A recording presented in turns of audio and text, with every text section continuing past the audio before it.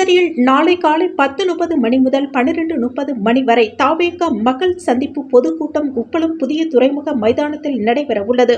இதற்காக பொதுக்கூட்டம் நடைபெறும் இடத்தை சீரமைக்கும் பணிகள் தீவிரமாக தற்பொழுது நடைபெற்று வருகிறது.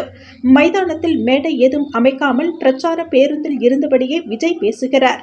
இந்நிலையில் கரூர் சம்பவத்தில் 41 பேர் பலியானதை தொடர்ந்து புதுச்சேரியில் மக்கள் சந்திப்பு நிகழ்ச்சிக்கு காவல்துறையினர் கடும் கட்டுப்பாடுகளை விதித்துள்ளனர். தற்பொழுது கூட்டம் நடைபெறும் உப்பளம் புதிய துறைமுக மைதானம் முழுமையாக காவல்துறை கட்டுப்பாட்டிற்குள் கொண்டு வரப்பட்டுள்ளது. மேலும் காவல்துறை அதிகாரப்பூர்வ கட்டுப்பாட்டு நெறிமுறைகளை வெளியிட்டுள்ளது. புதுச்சேரி உப்பளம் துறைமுகத்தில் நாளை தவேக கட்சியின் மக்கள் சந்திப்பில் கட்சித் தலைவர் விஜய் கலந்து கொண்டு பேச உள்ளதை அடுத்து புதுச்சேரி சோனம்பாளையம் வாட்டர் டேங்க் முதல் வானரப்பேட்டை தனியார் பள்ளி வரை வாகனங்கள் செல்ல தடை விதிக்கப்பட்டுள்ளது. இதனால் முதலியார்பேட்டை கடலூர் சாலை வழியாக வரும் இருசக்கர வாகனங்கள் மட்டுமே வானரப்பேட் அமலோற்பவம் பள்ளி வழியாக புதுச்சேரி நகர பகுதிக்கு செல்லும் வகையில் போக்குவரத்து காவல்துறை அதிகாரிகள் நடவடிக்கை எடுத்துள்ளனர்.